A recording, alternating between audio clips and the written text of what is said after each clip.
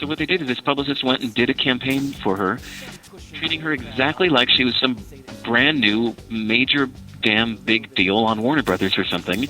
It just happened to not mention what label she's on, and just treated her the same way as you would treat anybody, or treat any major star. And sure enough, she got tons of press. Reviewers at publications and newspapers all around the country listened to her record, liked it a lot, put her in the calendar section with a big photo saying coming next Sunday, and her concerts had plenty of people showing up. And it was all because of a mindset change. Like getting out of this idea that independent equals unsigned equals amateur. Right. Just letting go of that whole thing and just saying here's a new artist that we think you're going to love. I really think it's a mentality, and I think it's the same thing when, like that thing I was talking about earlier with calling attention to your music. I think it's a mindset shift for the musician to get into, to understand why people are looking for music, to get out of their own musician-y head for a minute and look at it from the other person's point of view, why people are looking for music, how you can appeal to that, even how you can take what you do and make it more extreme so that it's more noticeable. You don't have to aim for the middle. You don't have to try to be a generic pop artist. You can, turn up the volume on your eccentricities a little bit and be more extreme. And that's the fun part. Exactly. Yeah. Exactly. I mean, you'll actually benefit more from not aiming for the middle and instead being your extreme self, being more of a niche that's not trying to please everybody, but will maybe even piss off most of the people, but extremely please some of the people. Mm-hmm. That's a much safer plan in the end than trying to please everybody. Brilliant advice. That is brilliant advice, because I often feel the same way, about attitude is really everything toward it. And the thing that I liked most about what you pointed out is instead of going for the sympathy card, the humble, I'm just an independent artist, I need your help. No, come crashing onto the scene and say, I am better than anybody you ever heard. Exactly. And having the confidence to do so.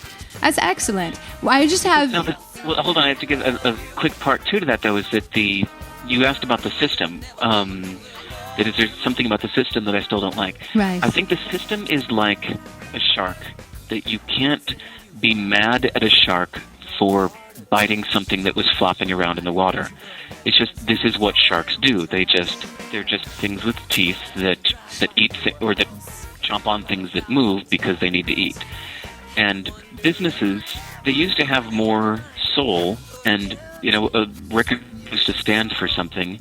For the most part, big businesses, especially once they have stockholders, once they're like a publicly traded company or have more than one investor, then they really exist like sharks. Their single purpose is to make money. They have no morals. They're not immoral, or they're just amoral. Just morals don't come into it. They're just looking to make money.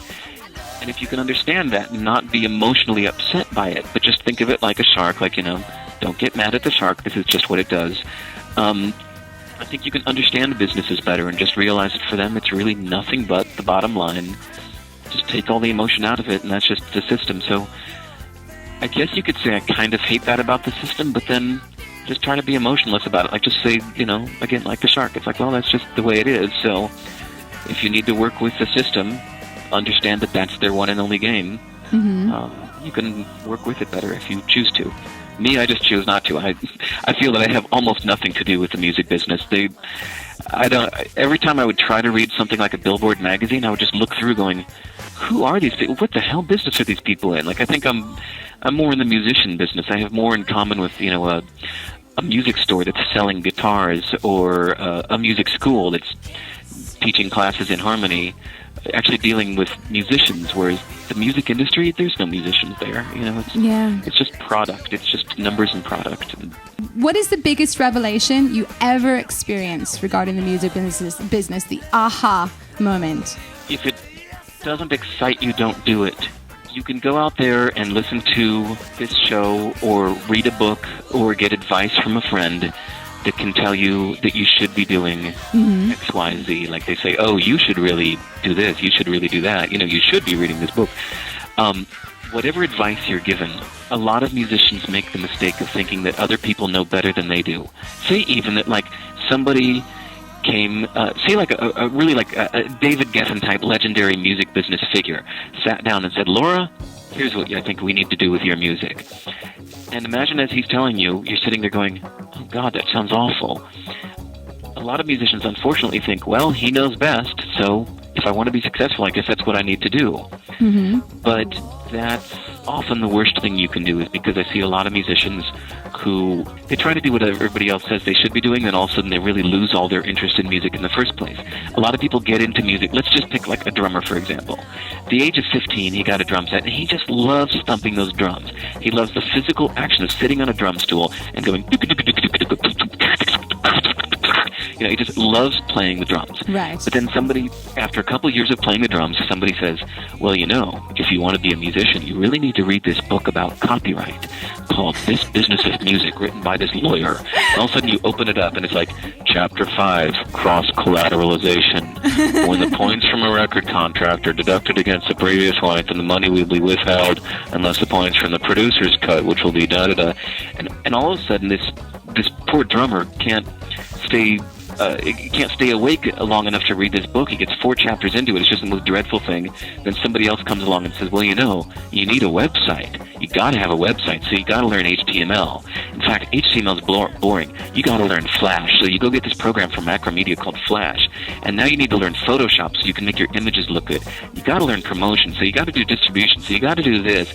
And all of a sudden, this poor drummer who just loves the act of sitting on his stool and hitting the drums is being told by well-meaning people that he has to be doing everything else but. And he just finds that he loses all of his interest in music altogether, because that wasn't the stuff that he's excited about. So, to me, I guess my advice then is that you've got to pay really close attention to what excites you and what drains you.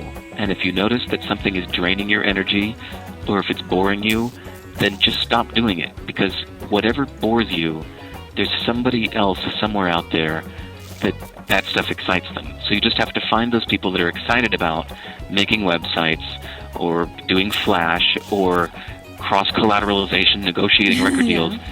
There are people out there that get excited about that stuff, so you have to go find them so that you can spend as much of your time doing the stuff that you are passionate about, and then doing that only. And then you'll find that the doors of the world open for you, because you're doing what you're meant to do.